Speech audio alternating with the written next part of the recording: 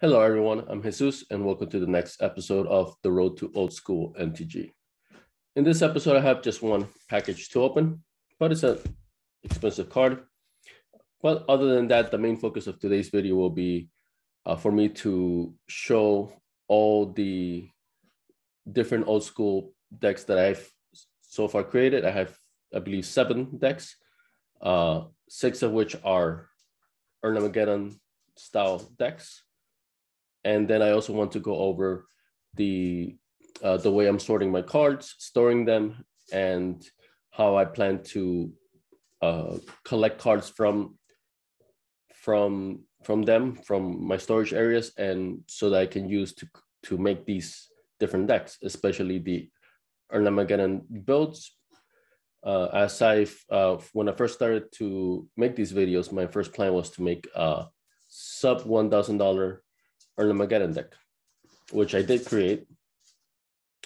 But then I decided to just go all in, and that sub $1,000 deck is now over $10,000, I'm sure, by adding Power 9 cards, all the Lotuses, adding, the Moxes, adding Time Walk, Ancestral Recall, and also adding a lot of dual lands. So the prices ballooned up, but then once I had that original Armageddon deck, right, the top tier one, I wanted to also be able to create other versions of that Armageddon deck, right? Because as I was reviewing it, researching which version of the Armageddon deck I went with the more traditional one initially. But I definitely liked the other variations that I was seeing. And then when I noticed, well, it's really just a handful of cards difference from one version to another, that's when I got the idea of just buying those additional cards that I needed, so that way I can change the deck up to different versions, right? So, and that's what I've been able to achieve. I have 6 different versions of Armageddon decks. I'm going to go through them in this video, and I have one other deck, which I created. Is a green-white Weenie deck. So I'll go over that as well. But first, let's start with opening up this package. And like I usually do, going over the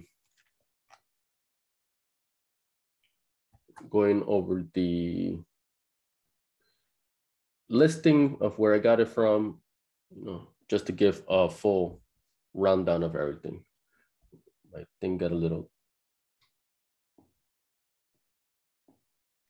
shifted around. All right, there we go. Good enough. All right, so this should be a second Italian The Abyss card. I want to make the deck from Brian Weissman, and that's deck needs 2 The Abyss cards, main deck. And I've decided to buy them Italian because, first of all, foreign language cards are allowed under Eternal Center and Atlantic. So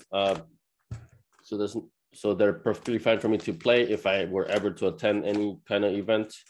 I don't foresee myself doing it, or at least if I do, not much. But it's accepted to have foreign cards. And since I only wanted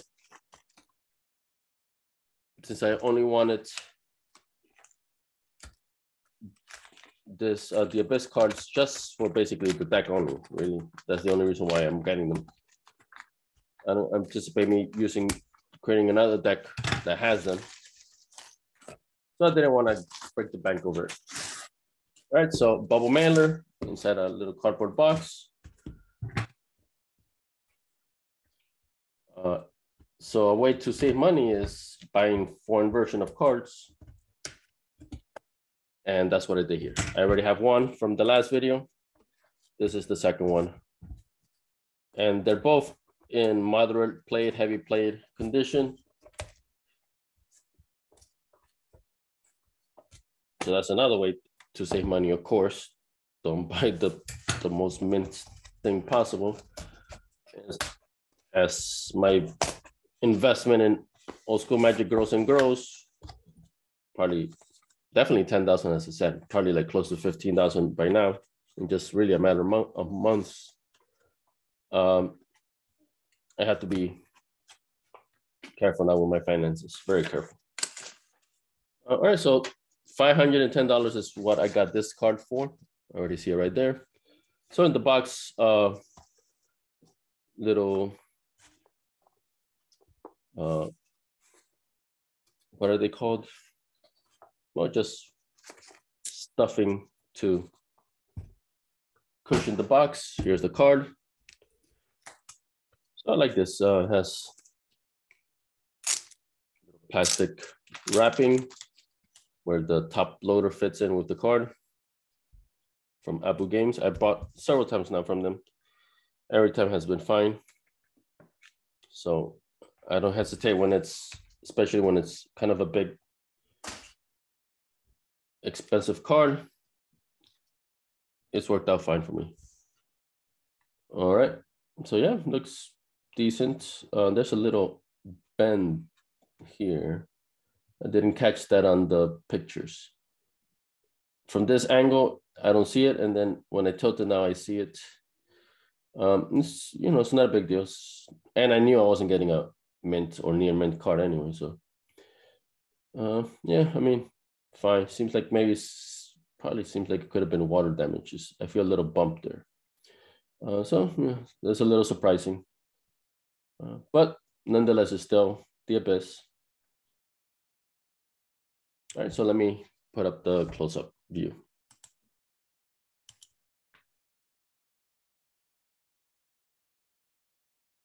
So La Abisso. Enchant World. So this is now my second one. So let's see if you can see that little, it's by the guy's head on the left side. Yeah, you see a little, okay, there you go, right? You see that little bump there? So it seems like water damage. You got a little bit of water must have gone on it and then just lifted up that little bit of the card. All right, but I mean, other than that, the card is not bad. And still for 500, well, 510 to be precise, can't complain. Right, and just like I said, I needed two. I have two, that's the main thing. And the cards are serviceable. So this is fine by me. All right, so yeah, pretty happy with it. So let me show the listing.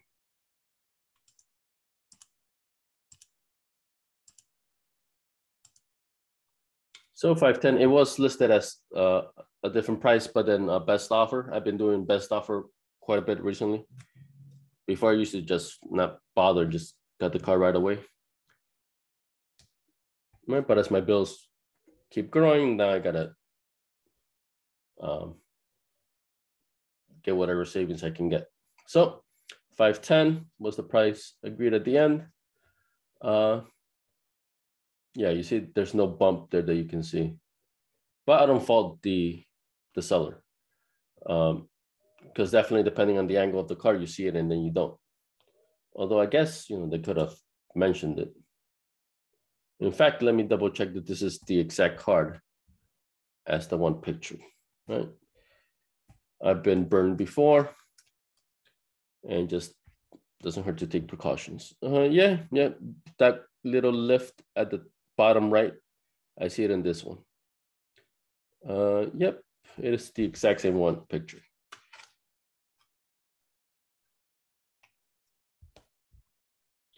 All right, so 510, let me just go through here. Just the one that you're getting in the picture. So it has no mention of that little lift. But it's not a big deal. It's still a decent price. And like I said, depending on the angle, it would have caught it, would have not. Actually, not that and it was listed as heavily played, right? So I think that's correct. Actually, I think it would be more like moderate played if it wasn't for that, right? So maybe that's the reason why. So all in all, I think it's fine. All right. So other than that card, then that's that card opening, then that's it for any openings. But actually now I can then show off how I'm gonna store this card and just my storage in general, which I already have a little bit here. So let me move things around. So this first box here. So these are the cards I bought, or maybe just some cards that I've already had, but most like 99 are stuff I bought. So these are cards that are not in any deck at the moment, but I just purchased the cards for one or whatever reason. Howling Mines, Disrupting Scepters, and some of these I may have already been using. Disrupting Scepter, I'm using only one, I believe, for one certain thing. Yim Dai Tomes, I'm using 2 out of them, right? So then, but the other 2 are here, right? So these are cards I'm not being used, but maybe just wanted to have them just so I can already have them, right? I got a lot of red, even though I have no red deck here. Right, so just useful cards that I thought I might find a use for it at one time and just wanted to have them, and they're cheap enough that it doesn't break the bank to have them handy, right? Some Mahamori Jins. So this is where I keep any cards that fit that description. Like I'm not currently using, but I wanted to have them already. But I could use them as the need arises. Here I have my deck sleeves. This is not the second pack I bought of these, because the first I ran through them already. Came 80, I believe, or something like that. So now another 80, because since I'm not just making one deck, but many versions of that one deck, but there's many cards that are different from deck to deck, I needed more. And the same thing about another pack of the Perfect Fit sleeves. And then after this, here, there's just random cards, deck sleeves that I received. Here's the other Abyss. This is not a real Black Lotus. This is a proxy, but I don't use it at all. I just wanted it for play testing, so I just keep it separate. These 2 are real cards, but they're not being played for at the moment. Once I have all the components of the cards needed for the deck, that's when I'm gonna put these inside my regular red deck sleeves, and then it'll go into one of these boxes, which I'll just show. Then there's just a whole bunch of empty deck sleeves that I gotten as from the sales, in case I need to want to store stuff and I don't want to use my own here, kind of like with these 2 and this. And then all the way at the end, I have the counterfeit Mox Jet that I got from a previous video. Right, I just keep this as reference in case I hit another suspected counterfeit card. All right, so that's that box, and right, this is definitely will expand because I'm already making another batch of cheap cards I want to get, and I tend to get like 20, 30, 40 at a time because they're so cheap. So this can grow. I might need an additional box. I have a box here that's empty, and I'm sure more boxes around. So that's that one though. So now these 2 are where the cards that I use to create decks are in. So starting from this one here. So I have basic lands, but mainly plains, plains, for instance, and islands only, because I have no decks, no black or red decks at the moment. I might splash red and black, but nothing, I don't need them specifically.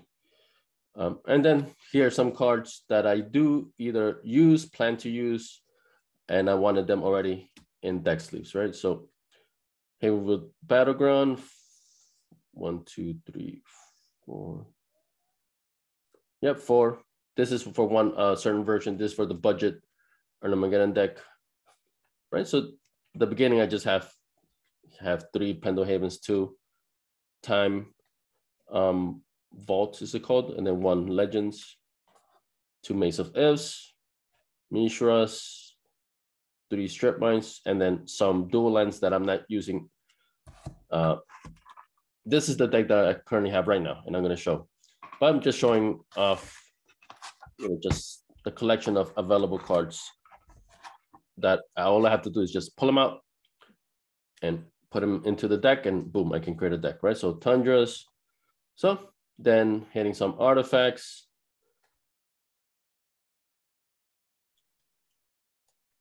I have nothing in red that I wanted in the deck sleeve, so jumps. So here I start with some green stuff. So this is only up to green, I believe. And so just, here's the ice storms. In case I'm doing my on ice build, I just get these out. Also, I think this one, if you free, I think that one I have also for the on ice build. But this is basically how I'm storing the cards. And this would normally be a bit more tight, but I actually took out cards to make this deck. This is the standard high tier Armageddon deck with 15 card sideboard. So I already took cards out of this collection here, right? That's why it's a little loose.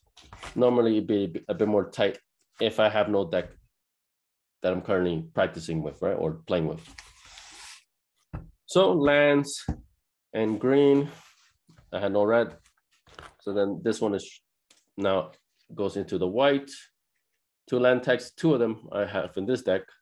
Savannah Lions, some creatures.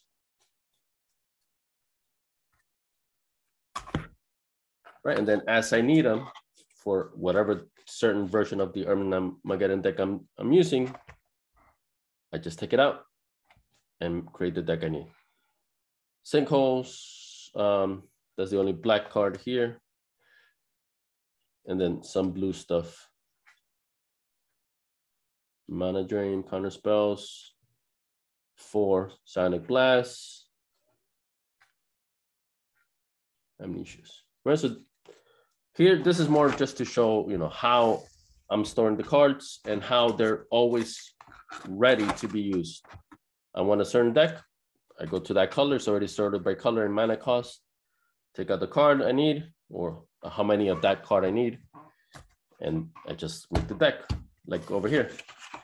Right, so just wanted to go over that. And then I have another box, like I said, it's empty. This is where I would put the actual deck that I am using, just separated from everything else so it doesn't get all mixed up.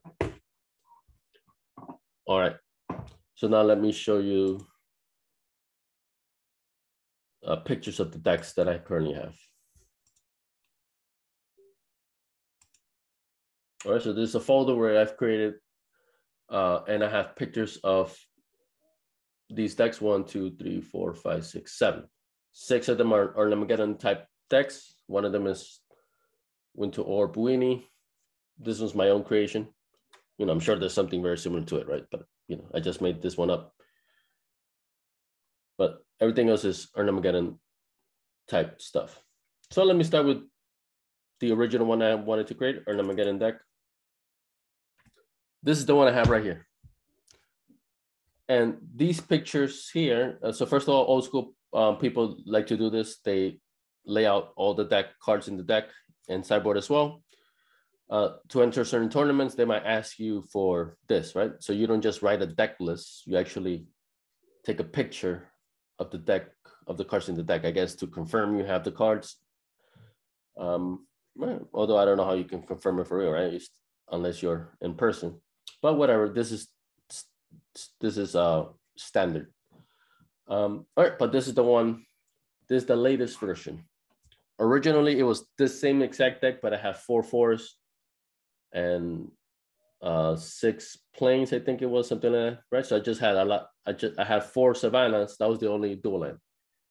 But since then, I've added 6 more, like you see, right? So those are at least $2,000 extra, maybe 3,000 for that.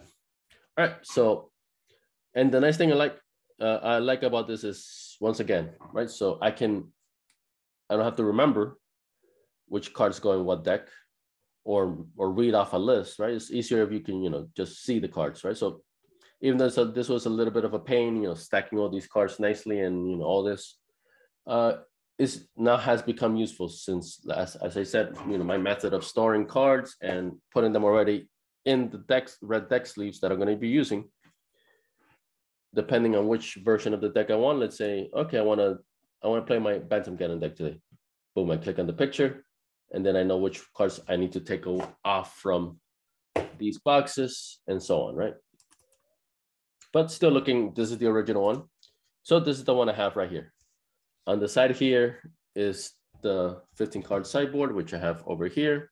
So just so you guys see, as I make a deck, as I need to make a deck, I go to the picture that's needed and I pull the cards out. They're already in the deck sleeves. And just in 3-5 minutes, I can take all the cards I need and then boom, I'm ready to play. And then I can quickly revert to a different deck if I need it, right? Just take the ones that are different from one version to another and just add the ones that I need. All right, so for this one, like I said, this is a top tier one. Other than Black Lotus, which that's going to be a while until I get one. Basically, everything else that I wanted in this deck is here. So for Tropical Islands, that gives me blue and blue and green. I splashed 2 blue and 2 black cards. And this is common, a lot of people splash, especially blue. And before I had just forests and plains here. I still have 4 savannas though, because the deck is mainly green-white. But just to make it easier to accommodate the splashing, plus because of the Tropical Islands, I mainly got it for my Bantamgeddon build. That one is green, white, and blue. So I needed 4 of these. So that's the reason why I have, not because of this traditional Erlenmegeddon deck, but for the Bantamgeddon. But now it's useful for this one as well. So I have 4 Tropical Islands. That's why I have 4 here. I have 4 savannas, 4 City of Brasses. I was thinking about turning it down to only 3, but I've changed my mind. At least for now, I'm keeping all 4. I have 2 basic plains because white is a bit more than green, as you can see. Plus, in case of Bad Moon, I think it's called Blood Moon, the red enchantment that turns all non-basic lands into basic mountains, that would totally wreck this deck. So a lot of people have basic plains, just a couple for that, in case that happens. Then 2 scrublands, these 2 will help me with a little bit more getting that black mana for these 2 black cards here. 1 strip mine. This is assuming I'm playing Eternal Century, I believe is the version that has restricted the strip mine. But I don't think I could fit 4 of them. Like it would disrupt the plan too much. So 1 is fine anyway. And a lot of these decks, I wanted it to be both Eternal Central and Atlantic compliant, right? So that way I don't have to think about, I gotta have one version for one way and another one for a different way. This deck works, so whichever version format I'm playing in, this one will work fine. As long as it's 93, 94 old school, this deck is good to go. So 5 Moxes, and the Moxes are very handy because, of course, right, they're Moxes, but a lot of old school decks tend to include 5 of them no matter what, right? Because even if there might be not like this red, I have no red here at all, but it's still ramp. So 1 Soul Ring, 1 Chaos Orb, 2 Winter Orbs, 2 Icy Manipulators, 2 Sylvan Libraries, 4 Burst of Paradise, that helps with everything. 1 Regrowth, I believe it's called. 4 Urnam Djinns, Balance, 4 Swords, 2 Land Tax, 4 Disenchants, 2 Armageddons, 4 Sarah Angels, and then the cards I'm splashing, and they're all restricted. Mind Twist, Demonic Tutor, Ancestral Recall, Time Walk. For the sideboard, right, it can be also can be a little tricky to see, right? Because I had to put the camera a bit high so I could catch the whole thing. For what's it called? Black Vice. I have it over here in the corner for Black Vice. In fact, I got the actual sideboard right here. For Black Vice, one more Icy Manipulator, 2 Tranquilities, 1 Greater Realm of Preservation, 2 Dust to Dust, 2 Preacher, 1 more Armageddon, and 2 Wrath of God. Right. So, and like I said, that exact deck is what I have here, right? So I'm currently like just playtesting this because I've added these additional dual lands that I didn't have before in the original version that I had done previously. So I'm just testing it on the side here to see, and of course it's drastically helping. I have almost no problems now testing these 4 cards that I've added, that I've splashed in. But this is the format. As I need to make a deck, I go to my boxes, take the cards I need, and there it is. And then after I'm done, either I can hold it or just put all the cards back again so that it's ready for me to pick through. All right, so this is the original Armageddon. So then now let me start all the way in the corner, Bantamgeddon. So this is, and all of these are going to be similar, but not exactly the same. And the gameplay might be different from one to another. So Bantamgeddon is 3 colors. Green, white, and blue. So it adds more blue. These 4 are actually blue cards, right? It's revised misprint. So for this one now, this one has even more dual lands. 4 savannas give me green and white. 4 tropical islands give me blue and green. 4 tundras gives me white and blue. And then since this mana base is pretty strong, I just needed 2 City of Brass, 1 Strip Mine, and once again for the Bad Moon, Blood Moon, whatever it's called, 1 basic plains. And either way, white is the dominant color here. So I don't mind having a little bit extra white. Then the 5 Moxes, right? You see a lot of these are consistent. These 8 dual lands were in the other one version. Of course, this one only has 2 City of Brass, the other one had 4. Had that, I had all these artifacts, right? So a lot of these cards are consistent from one build to another. 5 Moxes, Soul Ring, Chaos Orb, and then here I don't need to splash blue. Blue is one of the colors. Ancestral Recall, Time Walk, Brain Geyser, I was able to put this one in. 4 Serendipity Freaks, green, 4 Ernam Jins, 1 Sylvan Library, 1 Regrowth, 2 Lanor Elves, and 4 Birds of Paradise. White, Source to Plowshares, Disenchants, 4 Sarah Angels, 3 Armageddon, and then 3 Savannah Lines. So this one is more aggro, more creature-based. And I want to be able to ramp more. So I added a couple more ramping cards here, the 2 Lanor Elves. And then a bit more aggro with the creatures, low casting cost creatures, 3 Savannah Lines, and 4 Serendipity Freaks. They're just 3 mana for 3/4 flyer. And then this one has 3 Armageddon's main deck. Because I want to more consistently do an Armageddon in this one, as opposed to the other one. The other one is, that's the goal of the deck, but it's just this, more balanced deck in general. This one has a very specific, more of a specific game plan, right? So 3 Armageddon's main deck here. And now for this one, I plan to do something special where the deck will go from aggro to control when I do the sideboard. So all 15 cards will swap here. And then I will take out most of the creatures, aggressive creatures here to accommodate that. So 4 Mishra's Workshops, right? Because control tends to want more lands. So wants to always have a land drop in every turn. Plus these are very good for control as well. Just gives you that added creature attacking abilities. So, but I can still splash a little black here, thanks to the birds cities of brass. So, although now I only have 7 sources of black here. 4 birds, 1 jet, and then 2 city of brasses only, right? So I might play around with this, but for now, this is what I have. 1 balance, 1. But now you see it's in the sideboard as opposed to being main deck.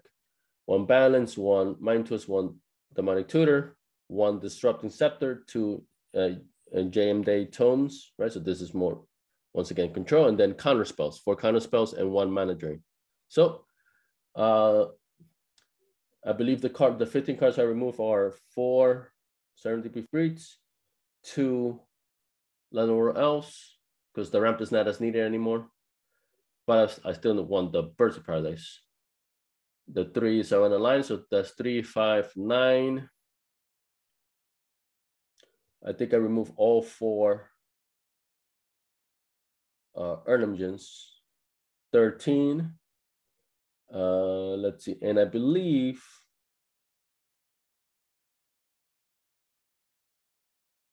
I remove the Armageddons in this one. I just keep 1 and I remove 2 because I still have a decent amount of ramp where casting that Armageddon, 1 of them, if I were to draw it in the right circumstances, it could still be useful, right? So I take out 2 Armageddons there.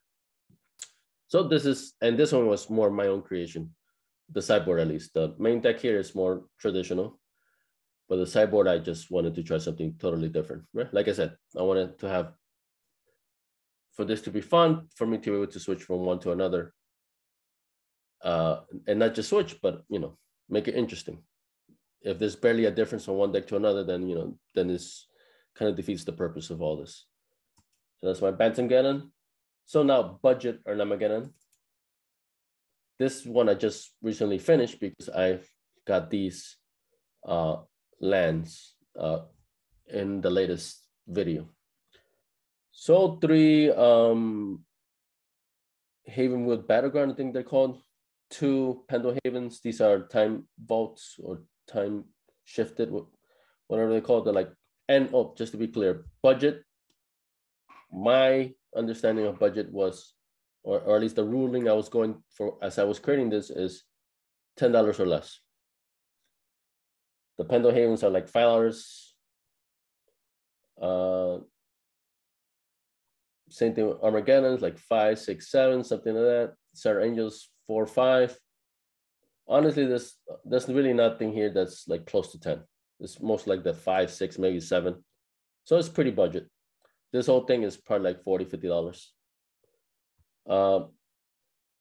So basic 5 forests, 7 plains, 3 ruins of Trocare, I believe it's called.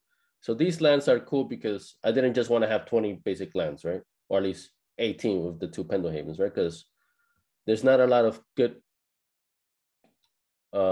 useful lands that aren't dual lands, right? And then those are super expensive, several hundreds each, no matter which one you get. But these are kind of like kind of fun, and then gives a little bit more variation, and gives me a bit more ramp. So they come into play tap. This one gives green. This one gives white. I had 4 of them also, but then I was place testing it, and then I was consistently getting them a bit too often when I just wanted a basic land instead. So I just, for now, I have 3 of each.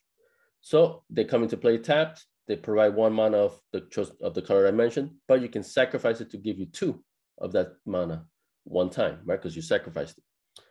But considering I have 4 Armageddons, this deck wants 2 Armageddon all the time. So then I don't care that I'm sacrificing them, because they're gonna get sacrificed anyway once I Armageddon, or it may just give me a little bit of a ramp to cast, some of these cards faster. All right, so those were the lands. Artifacts, 1 Soul Ring, 3 Fellow Stones, 4, what are these called again? Juggernauts, there we go. 4 Llanowar Elves, 4 Erlam Jins, 4 Whirling Dervish, Regrowth, and then white, the regular Source to Plowshares, Disenchants. This one has 4 Armageddons, 1 Balance, 2 Sarah Engines, because since I want to blow up the lands fast, it might be tricky to get 5 mana. So 2, before I had 4, but then like I was not getting enough land, and then I was getting them way too often, holding them in my hand for way too long, so just dropped it down to 2. And then 4, Acacian Javelineers, I believe they're called. They're pretty cool because they're one of the few white cards that can do direct damage. They come with a counter, you tap it, and it inflicts 1 damage to any target. And I purposely wanted to get a lot of 1/1 creatures so that I have more targets for the Pendelhaven here. So either that's why I don't have Savannah Lions, and I opted for the Javelineers instead. They're good targets for the Pendelhaven, so Pendelhaven can target them, the 4 Llanowar Elves, and the 4 Whirling Dervish, right? So 12 targets for this. I was thinking about adding a 3rd Pendelhaven, but the other one I have is an actual Legends one, right? So then, that would have been over 10. But then also I fear you can only have 1 at a time. It's a legendary land, right? So for now, I think 2 is okay. And then sideboard for Black Vice, for Pixies, whatever they're called, for Aeoli Piles. Some of these cards, I don't use them much, so the names kind of escape me sometimes. For 2 Circle Protections Red, 2 Circle Protection Black. These Circle Protection cards, I had them myself, but I only have like 2 of them of each, so I might still have to buy them because I tend to want to have a playset of these. And I had a playset of 4. I was trying to do 4 Aeola Piles, but I wanted to fit in Circles of Protection, so I just trimmed it down to 3. These are nice because 2 is a 2 colorless artifact. Pay 1 more colorless, does 2 damage to any target. Actually, or maybe it could be creature or player, right? But that's 2 damage, 2 direct damage. So they could come in handy. So this is my budget Armageddon deck.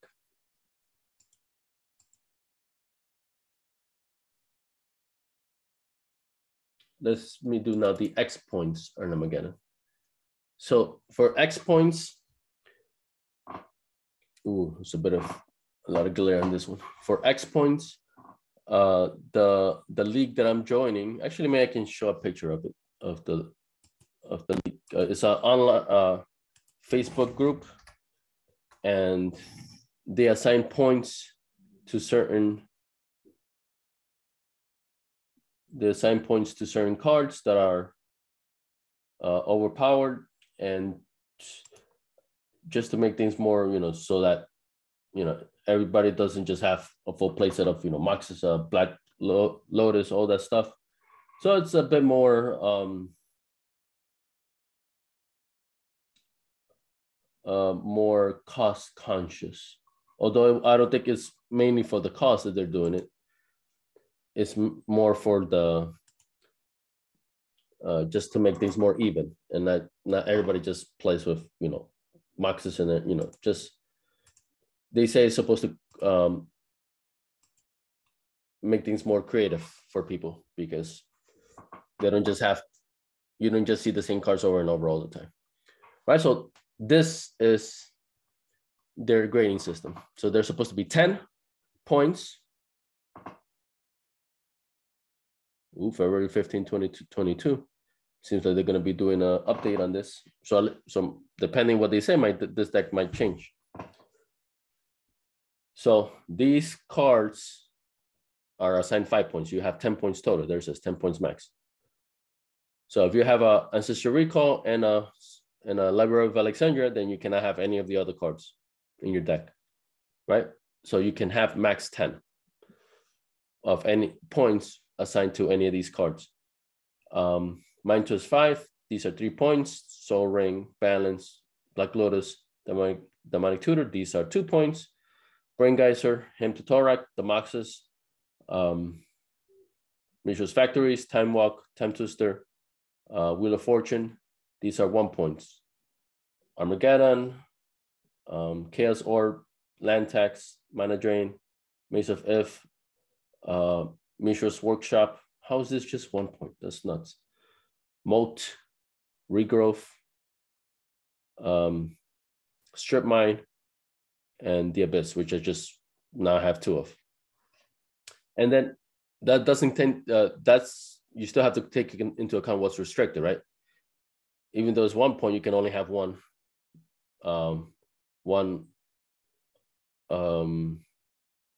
Chaos Orb in your deck anyway, right? So, you know, same thing with the Moxes. If you want to have a full playset of all 5 Moxes, that's already 10 points because it's 2 points each. If you have 5 Moxes, then you can't have any of these other cards in your deck. So that's the way X points work. That made it really hard for my deck, actually, because you see, land taxes count for 1 point each. So if I wanted to have 4 of them, that's already 4 points I used. Plus, Armageddons are also 1 point each. And if I wanted to have 4, right, which definitely could, that would have been 8 right there. And then I just have 2 points left for like any other of these things that I, you know, that I may have wanted to put, right? Like the Soul Ring and so forth, right? So let me show you now the my X points deck, which is compliant with these rules. Okay, so up top here, you can see I went for 3 land taxes and 3 Armageddon. So that's already 6 points. So let me just scroll through. Okay, I see 8 and 10, and then 2 Moxes. That's already 10 points. That's why you don't see a Soul Ring here, because I couldn't fit a Soul Ring. That's already 10 points. 3 for the 3 land tax, another 3 for the 3 Armageddons, and then 2 plus 2 for the Mox Pearl and Mox Emerald. I was debating adding that Soul Ring and then maybe taking out a Mox. But actually, yeah, you see Soul Ring's actually 3. If it was 2 points, I may have just swapped Mox for that. But to accommodate the Mox, I mean the Soul Ring, I would have had to take out a Mox plus taking out either an Armageddon or a land tax, right? So, and I didn't want to do that, right? Because that's 2 cards, removing 2 cards to put 1 in, right? So this is the decision I came to. So starting with the lands, 7 plains, 3 City of Brass, 4 forests, 2 Pendle Havens, 4 savannas. The good thing is the dual lands don't get awarded points, so you can still stack your deck with as many dual lands. But since this deck is only 2, I don't splash anything because it would have cost me more points to splash in black or blue, which I did with my standard with this. Right, this is my top tier in Armageddon deck because, you know, I practically spare no expense other than the Black Lotus. But yeah, but then that would have taken me over the X points value, right? So I don't need any other dual lands. Savannas are fine.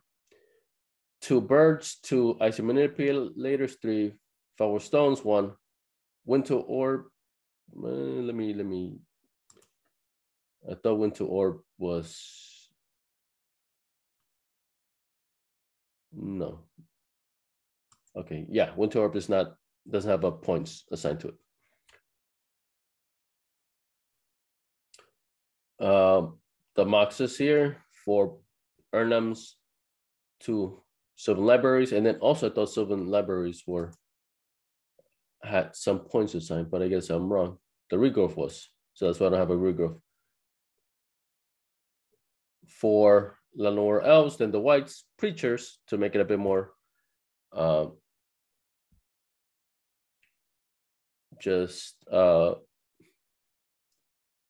since some of the power was, of course, is knocked out, and basically I have just 2 win conditions, Urnams and Sarah Angels.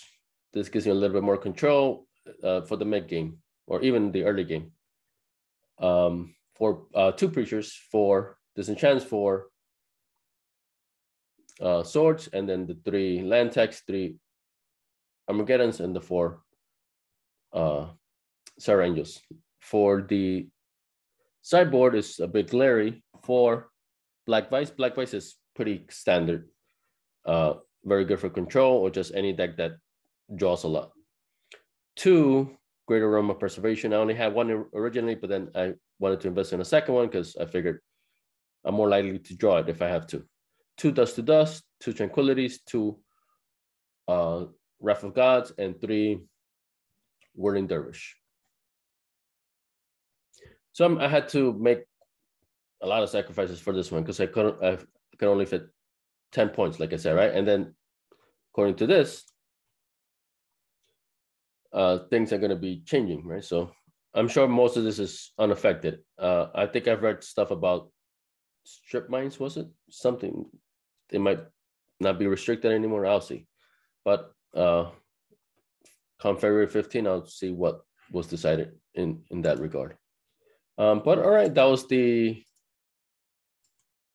X points Armageddon. Now these 2 are left for Ernam builds are Ernam on Ice Atlantic and Ernam on Ice Eternal Central. And they're pretty different actually, because the game plan changed a lot from one to the other. And I personally prefer the Atlantic one. So let me start with that one. Yeah, I don't know what happened to my file here. It has these lines. I may have to now. It's annoying, but I may have to retake this picture. But at least you see it comes in handy having an actual picture because then I know exactly the way I stacked, I aligned everything and so forth. All right. So this one has, oops, my mistake. This is the wrong one. This one only has 1 strip mine. So it is Eternal Central, it looks like. I thought it was the other way. I got to double check on the names. But one of these allows for 4 strip mines. This is the one that I've been playing more and I like more. All right, so this deck is kind of like a Bantam Ganon, kind of. So it's 3 colors, blue, green, and white. But instead of Armageddon, it has direct land destruction. So 4 Ice Storms, that's where it gets its name, Ernam on Ice. But this one also has 4 strip mines. The other one only has the 4 Ice Storms, but only 1 strip mine. So it's a bit less consistent with the land destruction, right? So it's more about land. Well, I guess, land disruption. This one is land destruction. There's a difference. Subtle difference. Land disruption means, well, they just want to target some lands to slow your game plan, the opponent's game plan, which is fine. This is actually a land destruction deck, basically. Even though I have 8 land destruction cards for Ice Storms and 4 strip mines, I have Regrowth and Recall. These allow me to, especially Recall. Recall is crazy in this deck. I can get the strip mines back, get these back, and since I actually draw quite a bit of cards, I also have Brain Geyser and Ancestral Recall. It's easy for me to draw cards to either get the Regrowth, to then draw again. So the Regrowth is handy because I can get either the Ice Storms or strip mines. I tend to get a strip mine, right? Because that's free. Unless I want to do another land drop, I'll just get a strip mine instead, and then right, it doesn't cost anything, and I can still destroy 1 land. But then if I drew something, Regrowth is a great one to either for Ancestral Recall or Brain Geyser. I cannot Regrowth Recall because Recall gets removed from the game, and Recalls are restricted in this one. Recall is reverse. In the other one, Recall is strip mine is restricted, but Recall is not. And in this one is reverse. Strip mines are not restricted, but Recall is. But I think 1 is fine. Maybe I may have added 2, but that would have been the most. But I've been doing perfectly fine with just the 1. So And I'd rather have 4 strip mines and only 1 recall as opposed to the other way around. So this deck is actually basically land destruction. I want to destroy all the lands. First is more land disruption, right? I target, certain lands more, right? Whichever color I think is more, is the best one to disrupt, right? If they got a monocolor deck, then it doesn't matter, right? Just destroy everything.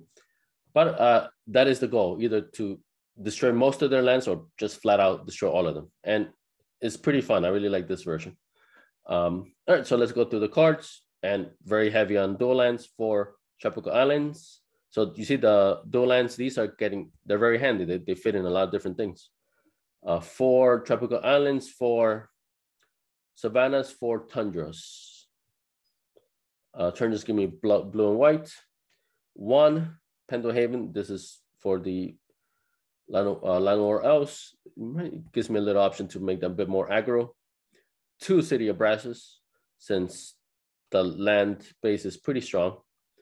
4 strip mines, and then since I'm denying myself lands, right, because I'm destroying my own strip mines, I needed a bit more ramp, mana ramp. So I have the 3 Moxes here. I was thinking about 5, and then maybe just less forward stones.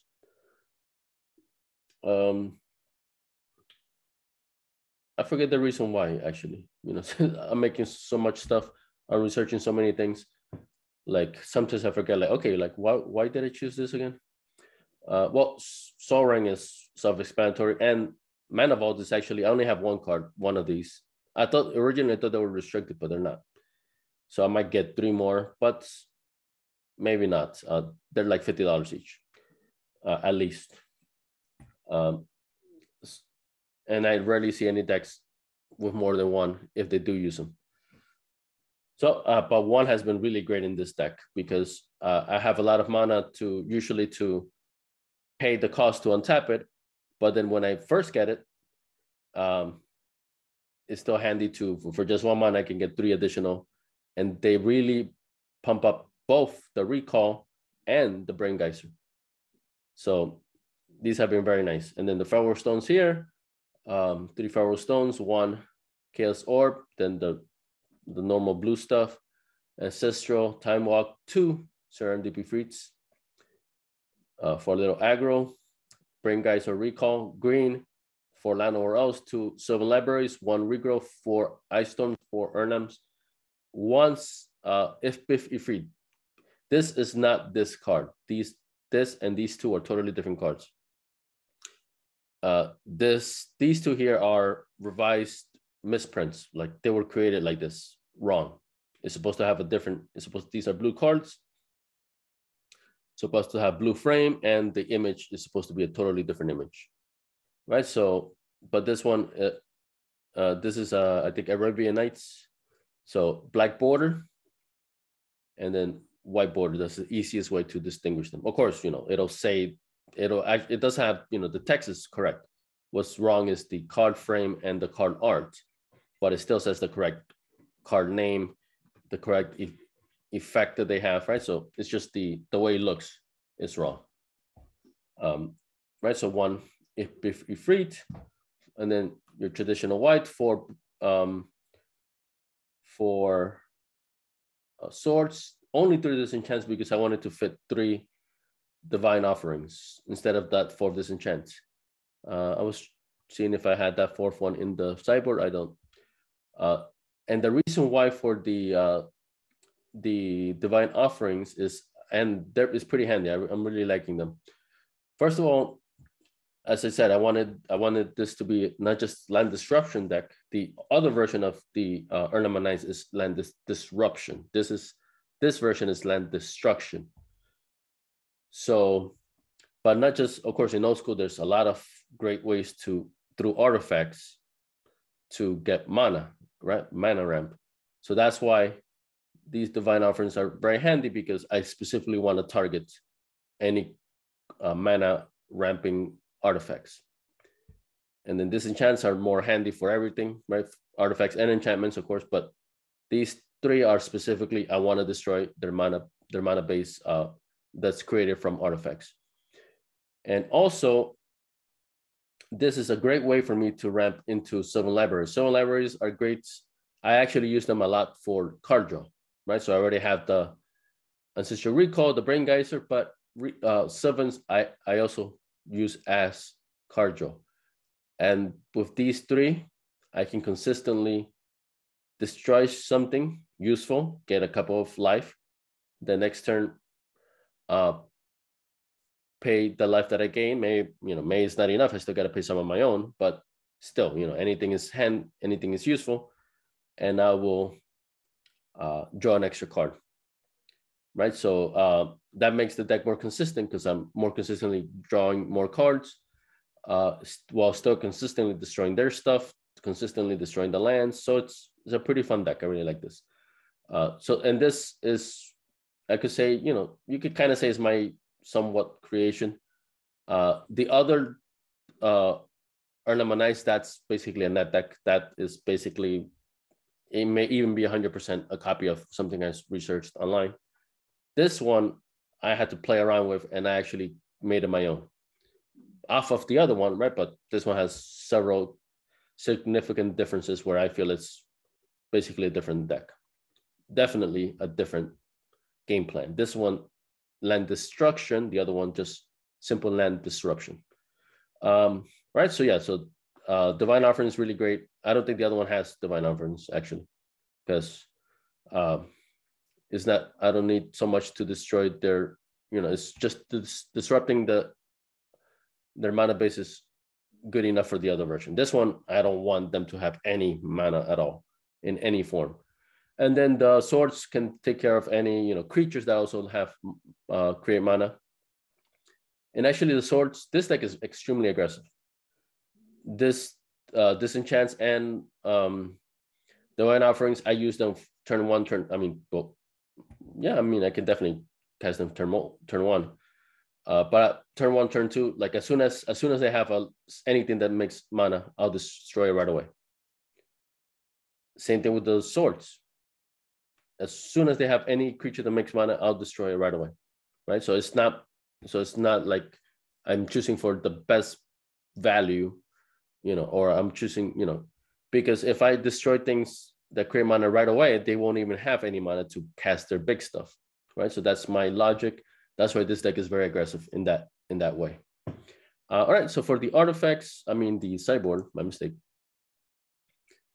3 Black Vice, 2 Neverna Rolls this. So this one is, other than the 7 libraries have no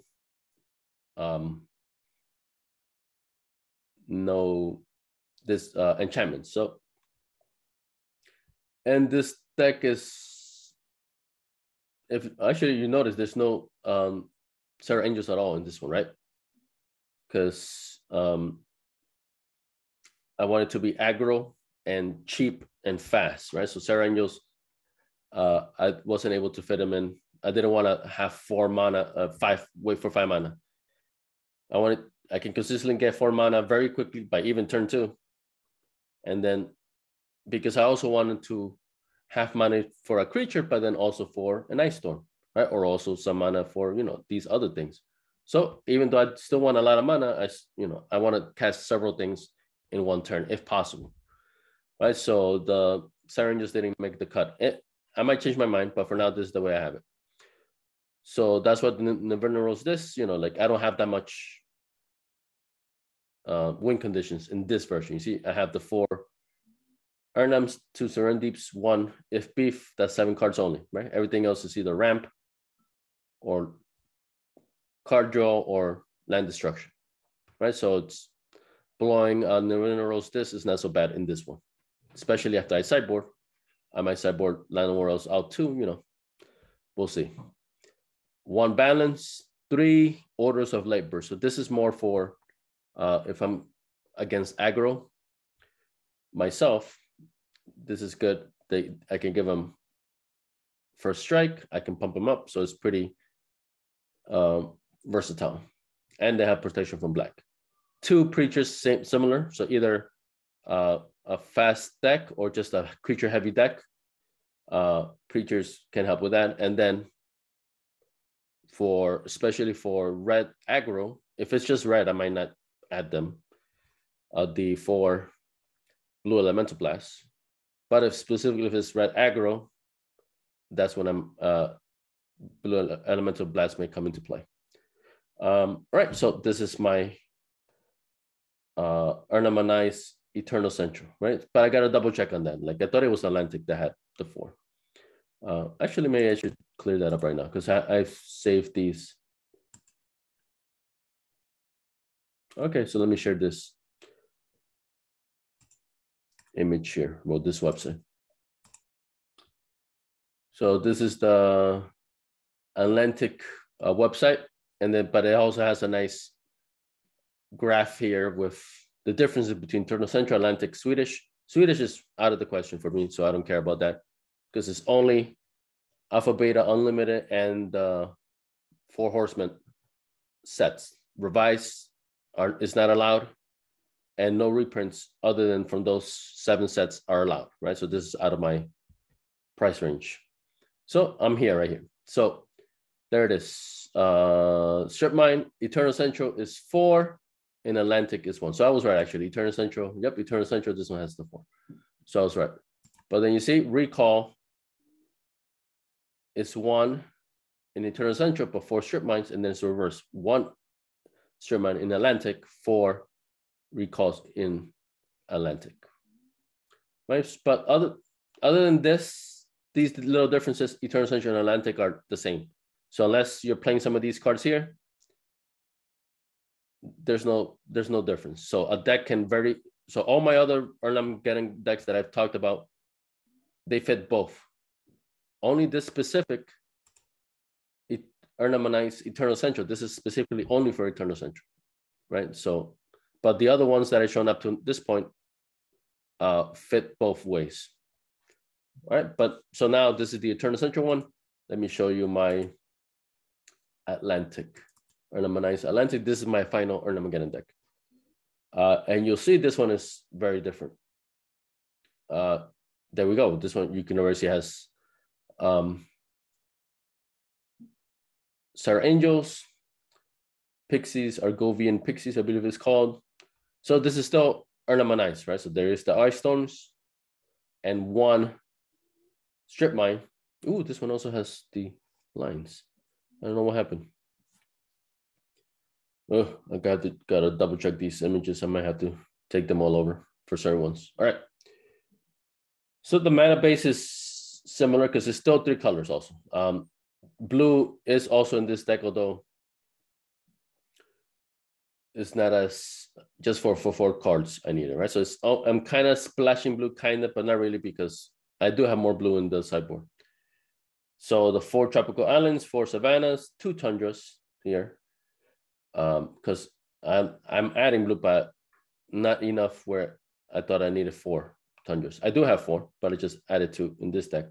But that's because I wanted to accommodate 4 Mishra's factories, right? So that's another big difference between this one and the other one. For the other one, I actually first had 4 Strip Mines and 4 Mishra's factories, but it totally wrecked the mana base, and then I had to decide because the Mishra factory makes a more almost like a more traditional Armageddon. So even my first version of this is the main Armageddon version, at least traditional. But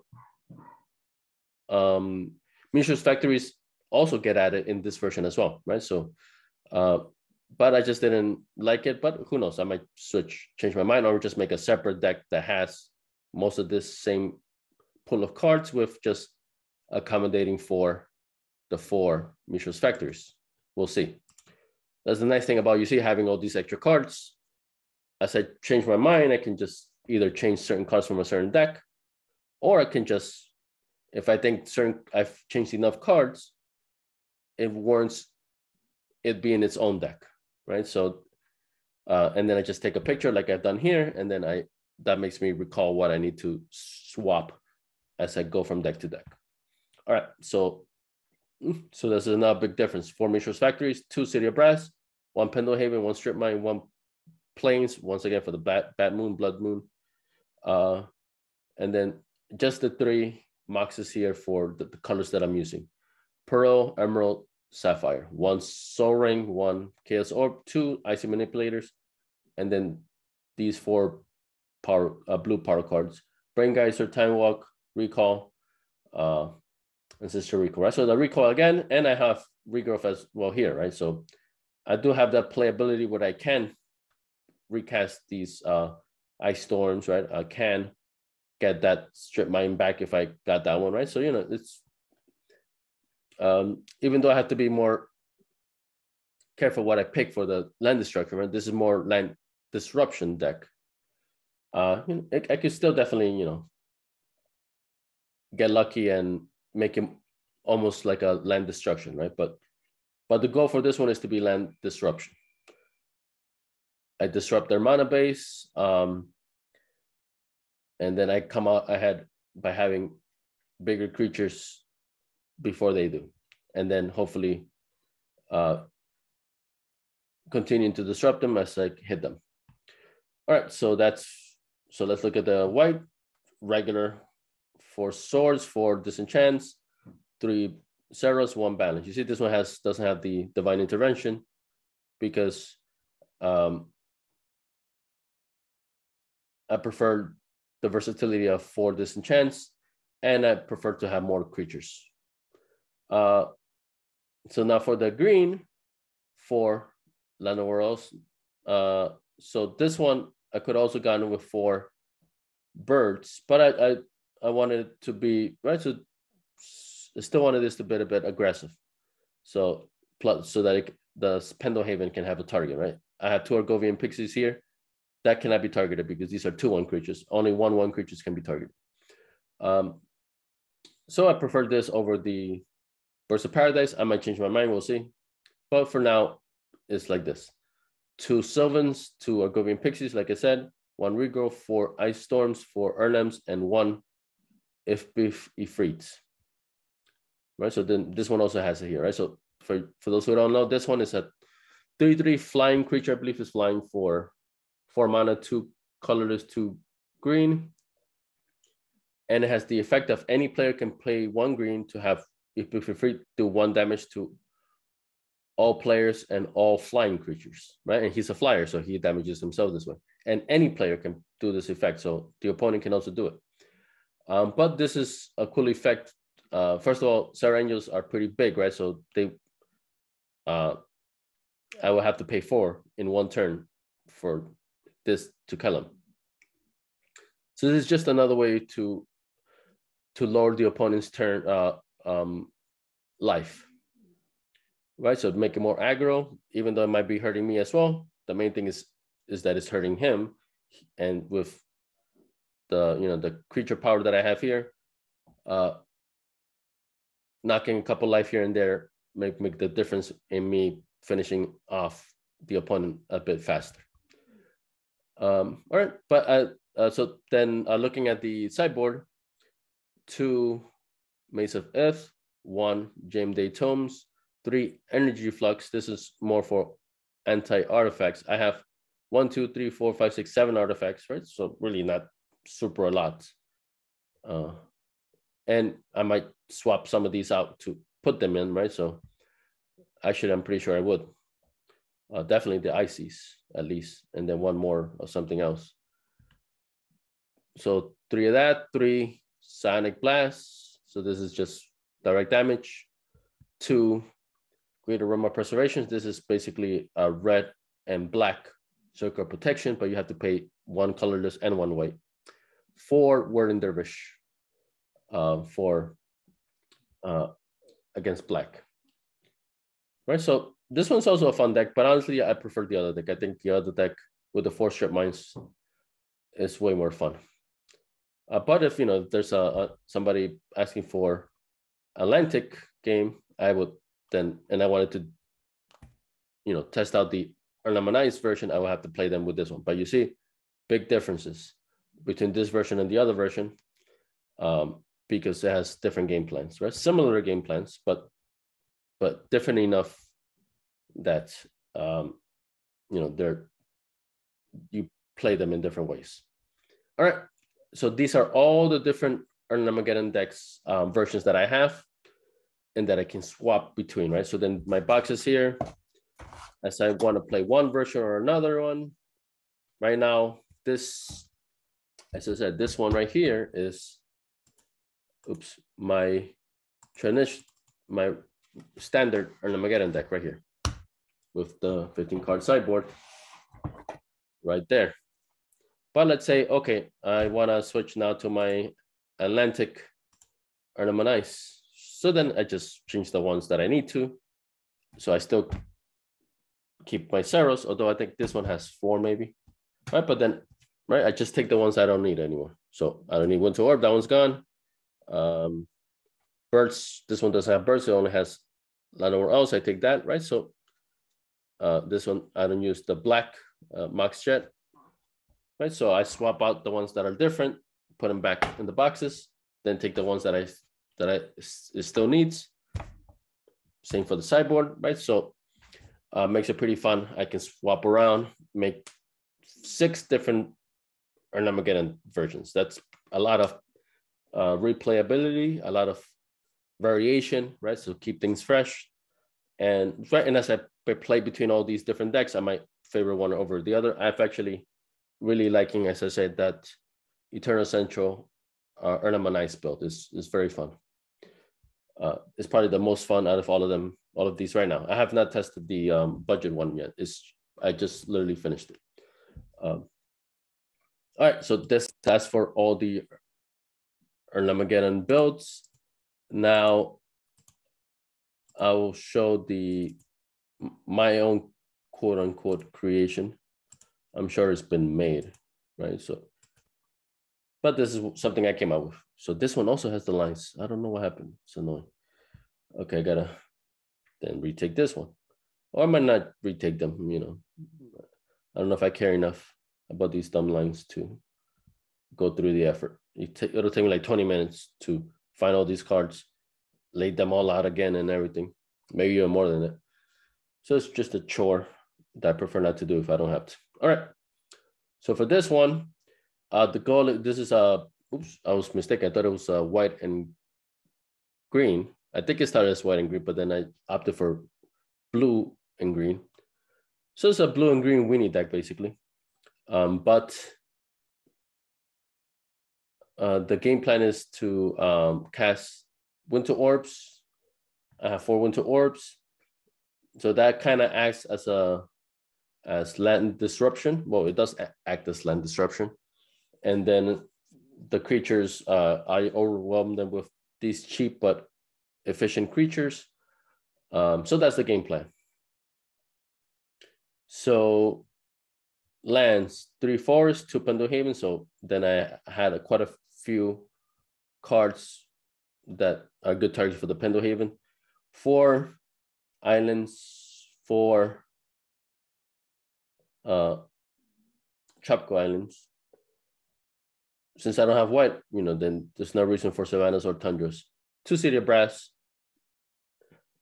and 1 strip mine. So this one is, right? If you have 1 strip mine, then you can do Eternal Central or Atlantic, right? It's when you have more than one, then you can only do Eternal Central. Artifacts, 1 Mox Emerald, 1 Mox Sapphire, Soul Ring, 4 Winter Orbs, 2 Relic Barriers, and 1 Chaos Orb. So the Relic Barriers, first of all, they can act as mana disruption, so I can tap their artifacts that give the mana. But their main use is I tap my own Winter Orb at the end of the opponent's turn. That turns it off, and then it turns on during my untap, right? But then I've already untapped everything by that point, right? So it's cool for that. This one I also had first I have 4 Howling Mines to draw cards, and I had that same effect. I actually have 4 of each. 4 Winter Orbs, 4, and I do have 4 Relic Barriers, and then I have 4 Howling Mines. So that was actually the original goal of the deck. But as I was playing around with it, I wanted to focus more on the land disruption, the mana disruption aspect of it. And the other ones kind of, if the opponent is drawing more cards, they're more likely to get more mana, right? So just it wasn't worth it. I was thinking about maybe just one Howling Mine, but at least for now, this 0 Howling Mines and only 2 relic barriers. But that's the game plan for this. Blue, 1 Ancestral Recall, 2 Power Sinks. So the Power Sinks is, once again, mana disruption. They will usually have maybe just 1 or 2 mana open at a time. Hopefully, right? If I can cast the Winter Orbs pretty soon. I want to cast this as soon as I draw it, basically. Because most of my stuff is just 1 or 2 mana anyway. The most I spend is 3 mana. And only in just 4 cards. Everything else is 1 mana or 2. So me just untapping 1 mana a turn, I can do plenty with that. But then the Power Sinks, this forces the opponent to tap their mana while they're countering the Power Sink. If they don't have enough, it forces them to do 2 things. They tap their lands, plus I still counter their spell, right? So that's the idea between these 2 Power Sinks, is to both counter spells, but also to make them tap out so that they're hurt more by the Winter Orb. 4 Unstable Mutations, because once again, this is a cheap weenie deck, basically. So I want to pump up the creatures. 3 Flying Man, so great for the Unstable Mutation. Honestly, any of these are great, but Flying Man especially because they're flyers. 1 Time Walk, 2 Psionic Blast. This is 3 mana for 4 direct damage. That's pretty strong. So it's cheap to cast and a lot of mana. I mean, a lot of damage. So either I can damage the opponent, destroy a creature, a Suchi, Sarah Angel, a lot of Serendipity Freak, a lot of stuff that has 4 toughness. So pretty good. And then 2 Serendipity Freaks. That's the blue. Then the green, 3 Avoid Fate. I have 4 of them. But then as I was testing things out, I've opted for 3. So this is great because once again, I'm kind of, since I want to be aggressive, and I also want to pump up the creatures that I have. Most of these creatures are 1/1, so they can automatically be pumped by the Painful Havens. I have 2 of them. Plus, I have 4 Giant Growths and 4 Unstable Mutations, right? So there's a lot of things to pump up the creatures. So I want to protect them. So these come in handy. They basically, any enchantment or instant gets countered, right? So one of the few ways green can counter something, especially at instant speed, right? So 3 of them, it protects the creatures if they get targeted with something. Or I could even protect my artifacts, especially the Winter Orbs. They destroy my, they disenchant my Winter Orb? Nope, because it could be for any permanent, if I'm not mistaken. But I know artifacts and creatures are protected by it. So it's just handy. It protects my stuff and allows me to more consistently pump up things without me having to worry about them being lightning bolted, Source to Plowshare. So it's been working out nice. 4 Giant Growths, 4 Land of War Elves, 3, what are these called? Scavenger Folks, there we go. 3 Scavenger Folks, 3 Nasp Asp, and 2 Whirling Dervish. I wanted to have more. I have 4, of course, 4 Whirling Dervishes in my collection, but it was hard to get 2 green consistently, especially even if I have 2 green, Winter Orbs just lets me untap 1 of them, right? So it proved hard to consistently have 2 green open to cast them. So I've decided to just, at least for now, I dropped it to 2. Nas As is pretty handy because it's a 1 green for 1/1. But if it damages the opponent during an attack, it'll also deal an extra point of damage to the opponent unless that opponent pays 1 mana. So this is almost like a 2/2 for one mana. And if the opponent pays it, that works in my favor because I want them to tap out because of my Winter Orb. And also the Winter Orb is, I was saying I want to cast it soon, which is true. But I could also be kind of sneaky about it. And so let's say if turn one, I drop a land, cast something. They go. Turn one, they drop a land, they cast something. Turn two, I drop another land, I cast something. They go. Turn two, they drop a land, they cast something. Me, turn three, I drop my Winter Orb. Right? Maybe I could have done the Winter Orb by turn two. But this way it catches them by surprise. They drop two land, they tap two, but they can only untap one next turn. And if they drop another land during the turn three, they're probably, they can't cast anything with 3 mana and only with 2, right? So it's already causing them disruption, right? And it's more of a surprise element. And for me, I won't really be affected much because, as I said, how many of these cards are just 1 mana? 3, 7, 11, 14, 17. All these green is just 17 cards is just 1 mana. And then plus, this is Shuriko 18, 4. It's like almost half the deck is just 1 mana, right? So I'm perfectly okay with just 1 mana being opened up by my Winter Orbs. And then I have a little bit of draw here. I actually would like more draw in this deck, but considering I'm not going to have much mana, I don't anticipate having much mana. I can't justify putting a Brain Geyser, right? Or something. Time Walk may act kind of like a de facto draw 1 more extra card, just simply because it's cheap to cast, and I'll just get another turn and draw another card. But actually, the main reason I'm thinking about Time Walks here is because, of course, it's just handy no matter what. But since I'm being aggressive, I'm kind of like getting an extra attack. Well, actually, I will be getting an extra attack before the opponent gets their next turn, right? So if I'm 1 turn away from killing them, this gives me that extra 1 turn, right? Or at least it makes the 1 less turn that they have to recuperate and so forth, right? So it's pretty handy. But that's the goal of this deck.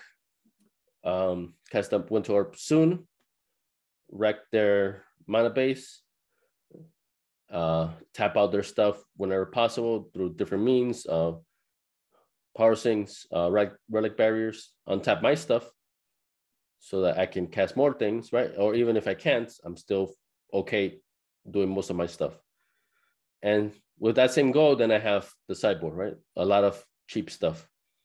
So first, I finished the playset of Whirling Dervish, right? So I have 2 more in the sideboard in case for black.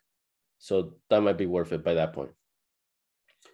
For Black Vice, so I think Black Vice has been almost, I'm pretty sure it's been consistent in all the decks as sideboard. 3 Crumbles, 2 Tranquilities. Other than the Unstable Mutation, I don't think I have any enchantments, right? So this is good in case like a Turbo Stasis deck or something. Land's Edge deck. And then 4 Blue Elemental Blast. All right. So let's go over just looking at the folder one more time of what I've done here.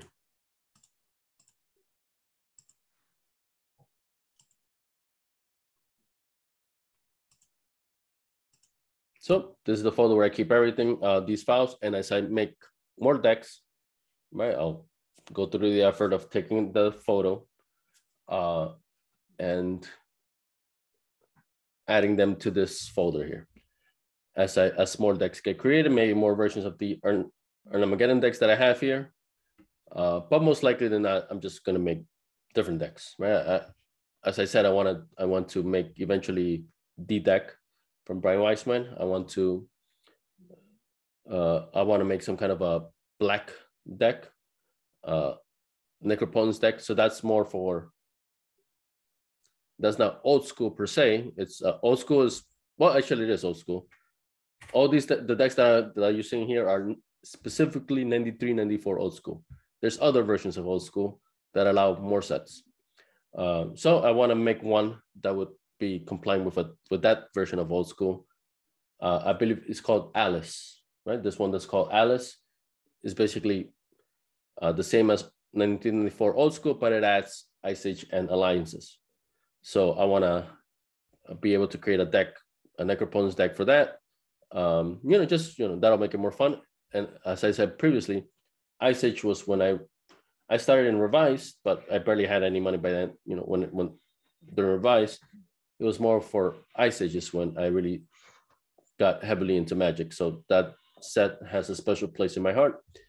So that's why I'm pretty excited to also go into Alice old school format. And of course, Alliances is great also.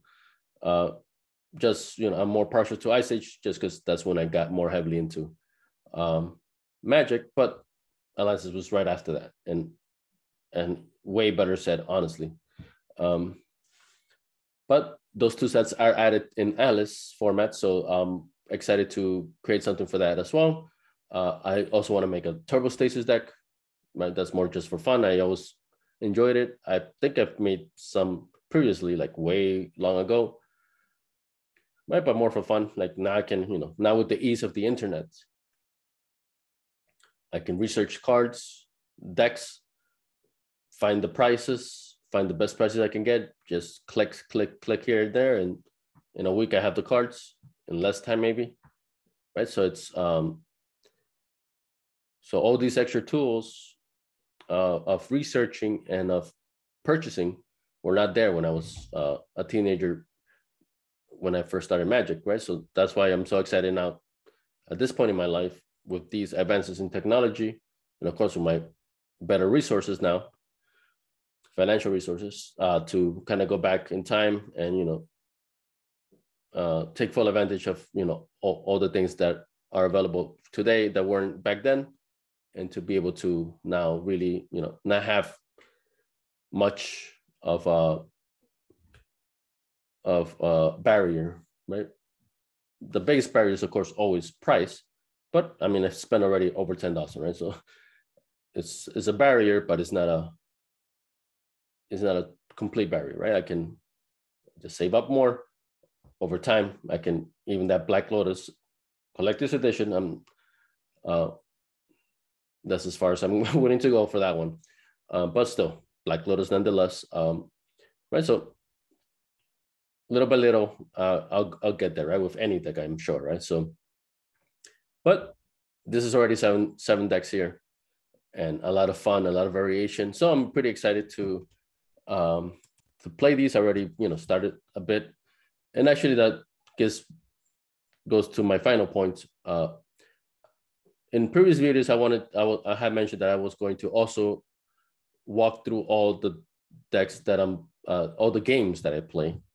But as I thought about it, I think that's going to kind of detract from the goal of the channel, which was just introducing players interested in old school, just for them to see what it takes to become a player in old school, and for me to show through my experiences, how I research things, which formats to go to, what are the different formats, what are the different decks that you could build, where you can buy them, what are the prices I'm paying, if I also tack on now, gameplay stuff, then it's, just diluting it too much, I think. So I'll still, I might do videos here and there based on that. And maybe I change my mind, later on, right? Because kind of like, the more cards I get, the less cards I need. And then I guess the focus might change more, might flip in the future, where I'll be focusing more on the playing aspect instead of the building and the researching and the purchasing, right? And the collecting aspect, because there's less to collect as I get more and more. And so, right, so who knows? But at least for now, I will get into it definitely in terms of, showing games, or at least talking about games that I play whenever I can. Especially if I was allowed to record the game as well, since basically all these games are being played through online, right? Through Zoom, whereby all these different platforms. But I'm not going to force it, right? So, if the opportunity comes and I feel, it's an interesting topic, I'll discuss it. But and I might, in passing talk about it here and there. But I maybe one or a video here and there. But other than that, I don't plan to delve on it because I don't want to. I want the focus to be still on the collecting, on the researching, on the purchasing, on the opening, right? So I think, right, because also another reason why is because, okay, so I showed you all the cards I got for my deck, right? So then, but maybe the way you play is totally different, even with the same set of cards, right? Maybe you're a better player than I am. So, there might be not too much of a benefit for you to see me playing this deck, when you say, oh, well, I would have done this anyway, right? So, it's very, how people play is very subjective, even with the same exact deck, right? So, so that's why, like, I don't want my playing style, right?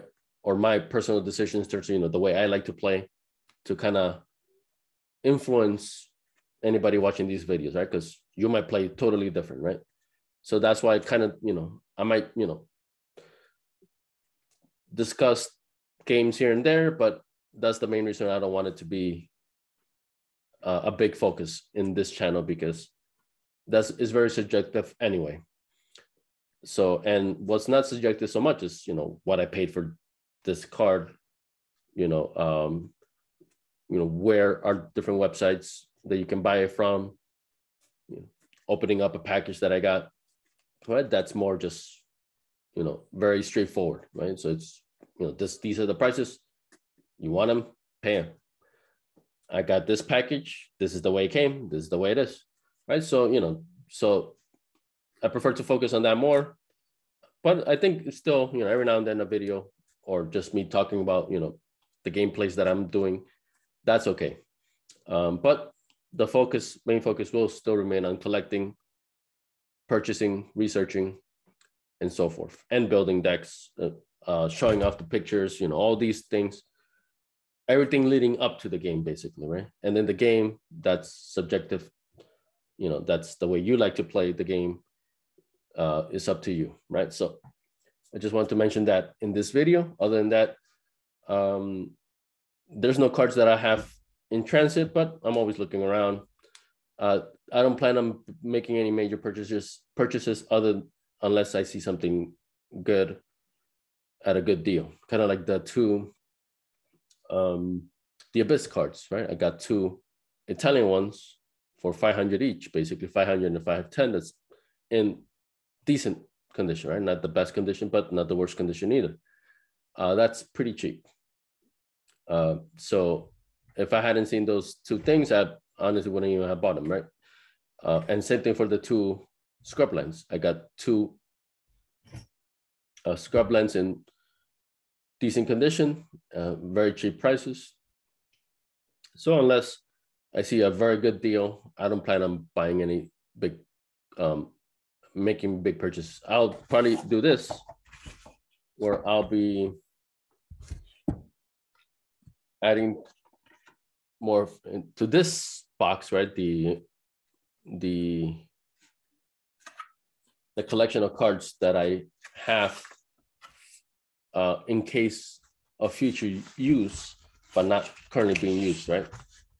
Anything in sleeves is where I anticipate them being used or are more likely to be used by me based off, the decks that you just saw, or based off me, thinking they might get used, especially as sideboard, right? Certain cards,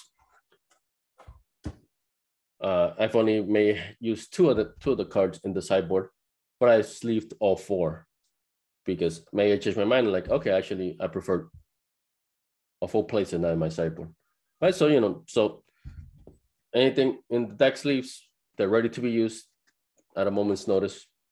But I still want to build a collection of cards in case I do want them to be used, and I see the potential of them being used in the future, right? So I might get those kind of cards back because they're so cheap anyway. But I'll try to control myself for any big purchases because I need to pay off the bills I've been racking up. Nothing I can't handle, right? But I need to handle them eventually, right? And I'd rather do it now, so that way I can invest again more heavily in the future. I like I said, I do want that Black Lotus eventually. That's way more into the future though. Something that's more more towards the not so distant future is a Library of Alexandria. I've already been searching for that. I had almost 2 attempts that I was almost purchased it, right? Like mid-condition card, but it fell through. So that's something, right? So unless it's something, like I said, a special card or a very cheap price, probably both. Probably have to fit both criteria. Then I prefer to just buy cheap stuff to expand my collection of available cards, and then instead focus on paying off my bills, right? So that's where I'm at right now, right? So then that will lead into more games because I'm doing less purchases, and I might then do a video here or there in that regard, right? But we'll see. But at least for this one, I'm going to leave the video up to here. Thank you for watching.